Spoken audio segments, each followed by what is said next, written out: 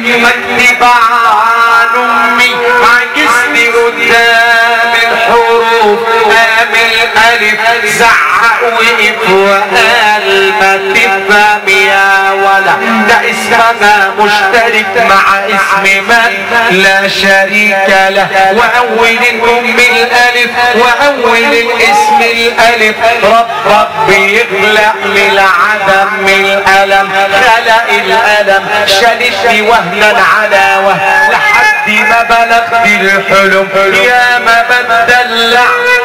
عليها ويا ما بتمنع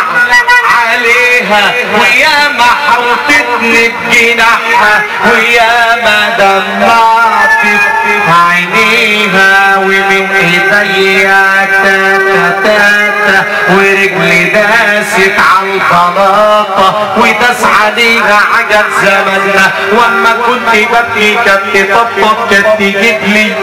اللي بيحب امه من قلبه يسمعنا سقفه حلوه. الله طبعا انت خدتها على طرف السنه والله ابو كنز المحترم والوحش شريف الغمراوي كده بدات تروح الجي بي اس الوحش شريف الغمراوي نصات يابا يلا نسمع سقفه كبيره والنبي ابو كنز عشان يعيد وتقول براحتك خالص. الله الله الله عليك يا عزازي حاجه النبي والتربيون الحلو بتاعك طبعا.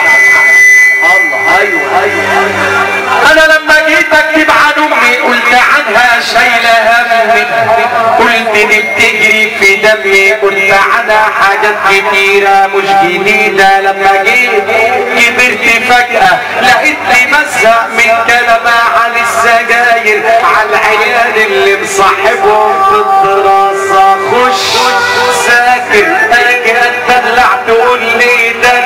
راجل اللي زيك دخلوا دنيا بص يا ابن السنين زي الكولونيا برشقة بتطير بسرعة ما تلاقيش لهواها ريحة السنين بكحة وجريحة امي ما بتعرفش تجرح بس يا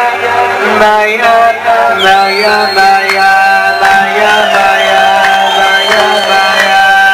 يا ما يا ما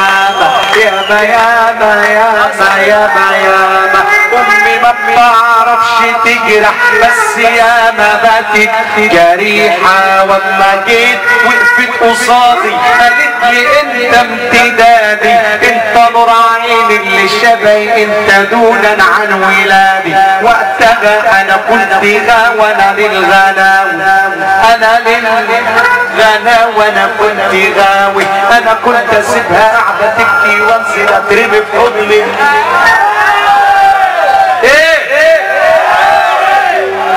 الوحش بيقول وانا الغمراوي وبيقول مين ده مسيس بيقول الدهلات بنسمع سقفه بقى رجاله نشغل بعضنا كده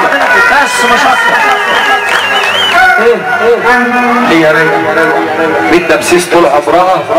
اقسم بالله اصل زي ما انت قلت وحياه النبي تسمعونا سقفه. الله